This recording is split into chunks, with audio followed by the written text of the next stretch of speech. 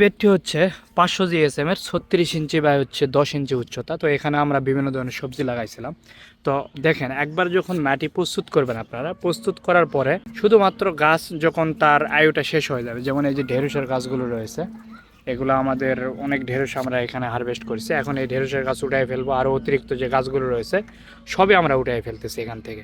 উঠানোর পরে করবো কি, আমরা এই মাটিটাকে শুধুমাত্র জৈব সার আমরা কিছু মিক্সার করে দিয়ে তারপর আবার নতুন করে আমরা হচ্ছে মরিচ হোক অথবা শীতের মৌসুম আরও যেটা আমাদের প্ল্যানে থাকবে ওটা আমরা কিন্তু লাগাই ফেলতে পারবো এখানে। তো একবার বেড সেট আপ করার পরে পরবর্তীতে কিন্তু আর কোনো খরচ নেই, খরচটা অনেকটাই ধরেন সীমিত। জৈব সার যদি আমি কিনতে যাই, হয়তো বা আমি আপনার প্রয়োজনীয় ছাদ বাগানের পণ্য অর্ডার করতে আমাদের 100 থেকে 150 টাকার জৈব সার নিলে হচ্ছে, অথবা আপনার বাসায় কিচেন ওয়েস্ট যেটা রয়েছে এগুলো কিন্তু ডামে রেখে 1 মাস পর কিন্তু আপনার মাটির সাথে মিক্সার করে দিয়েও আপনি চাষাবাদ করতে পারবে, এতে জিরো খরচ। কিচেন ওয়েস্টেজ ফেলে দিয়ে আছে, আপনার নিজে জৈব সার সেখান থেকে তৈরি করে ব্যবহার করাটা অনেক ভালো। আর বেশিরভাগ ছাদ বাগানই এই টিপসটাই অবলম্বন করতেছে।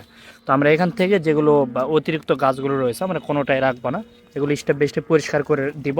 তো এইভাবে আপনারা একটা বেড থেকে বারবার কিন্তু আপনারা সবজি চাষাবাদ করতে পারবেন। অথবা আপনারা এইরকম একটা বেডে মিডিলে একটা ফল গাছ লাগাই দিবেন, চতুর্দিকে কিছু কিছু সবজি গাছ চাষাবাদ করে আপনারা কিন্তু সেখান থেকে বিভিন্ন ধরনের সবজি হারভেস্ট করতে পারবেন।